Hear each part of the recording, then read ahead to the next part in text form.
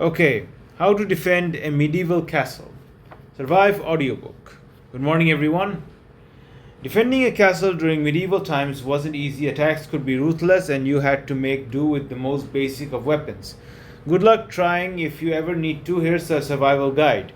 If the attackers plan to break down the heavy wooden gates with a battering ram like the one below, try pouring boiling water through floors of the battlements called murder holes.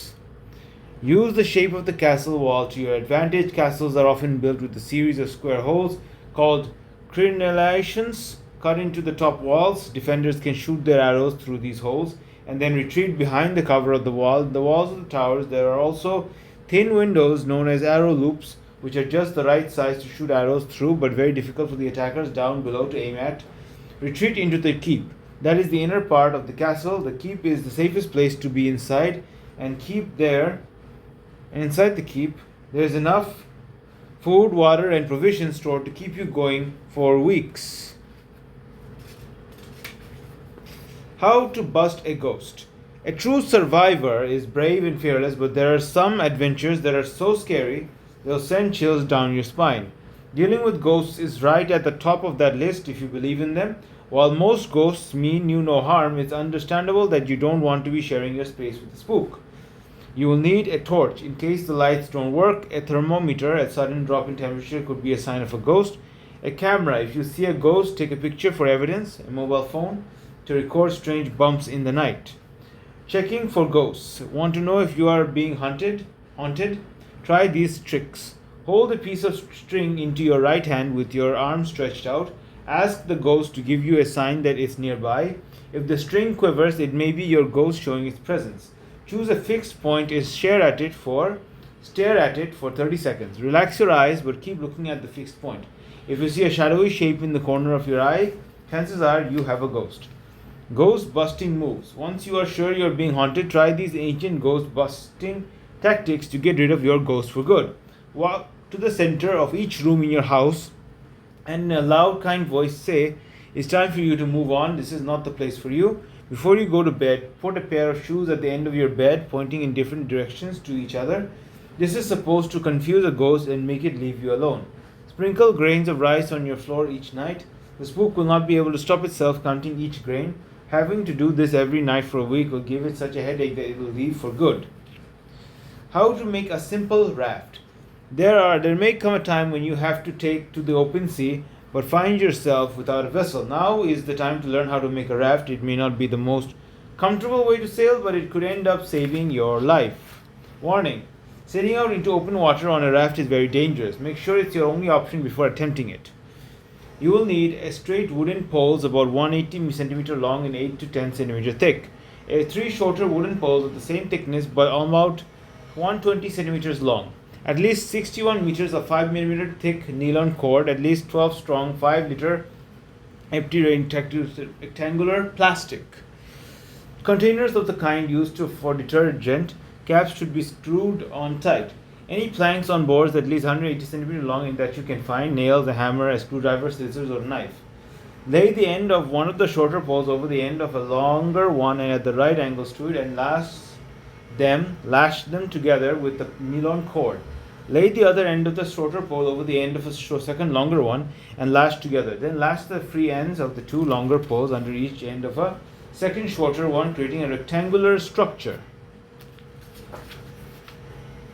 Number 2. Lash each end of the third shorter pole across and over the middle of the two longer ones. Then lash the third and fourth long poles beneath the middle of the three shorter crossways poles. The distance between these two long poles should be just wider than the narrowest side of one of the empty containers.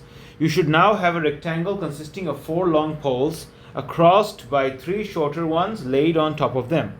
3. Now lash 3 of the empty 5-liter containers at even intervals along the outside of one of the outer long poles, the caps pointing towards the stern rear of the raft. Repeat along the outside of the other outer long pole and then again between the two center long poles. Launch the raft in shallow water and test its buoyancy. Ideally, check level should be about 50 centimeters above the surface of the water when a person is sitting on the raft. If necessary, lash more containers to the long poles. You can get 6 containers along each pole until you achieve the right degree of buoyancy, but remember to allow for the fact that you will be adding more weight when you fix the decking, which will make the raft sit lower in the water. Now, fix your decking of boards or planks to the 3 shorter cross poles, lash them in place, or otherwise nail or screw them to the cross poles. There can be gaps between the deck planks. In fact, the lighter to build your raft, the better it will float. The decking planks don't need to touch each other. Relaunch the raft and climb aboard. A useful knot for putting together a raft is a square lashing. You can find out how to do it by looking in a special knot book or a website dedicated to knot tying. Done. How to make your escape. Even the most successful survivors can find themselves overwhelmed by enemy agents. Imagine you were captured by a rival organization and held against your will. How would you escape? Escape from a pair of handcuffs. Handcuffs are impossible to open, right? With the right tool, however, you can release them quite quickly. All you need is simple, old-fashioned hair grip. It is easy to hide one in the lining of a jacket or in a pocket, so make sure you have one within reach when you are captured. Try concealing it between your fingers to drop it on the floor within reach while you are being handcuffed. Then, once the captor has left the room, break the hand grip so you can use the bendy section for grip and use the curved end for picking the lock. Place the curved end into the keyhole on the cuffs with the curve facing upwards. Make sure it's in the flat part of the keyhole, parallel with the handcuffs. Apply steady pressure and push the grip forwards. The cuffs should spring open so that you can twist your hands out of them in one easy move. Escape from a locked room. Now you are free from any handcuffs or ropes. Now how do you get past a locked door? First, check to see if the keys has been left in the lock. If it has, hunt around the room that you have been locked in for any useful equipment. Ideally, you will be able to find a large sheet of paper and a pen or pencil. Lay on the floor so that you can see through the gap between the door and the floor. Make sure that no one is around outside to see what you're up to. Keep an eye out for shadows approaching as you work.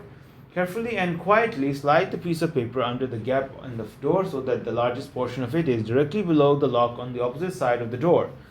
Use the pen or pencil or the hair grip if you still have it to gently push the key out of the lock from your side of the door. As long as you don't push it too hard, the key should land on a piece of paper. Pull the piece of paper slowly back towards you under the door, grab the key and make your escape.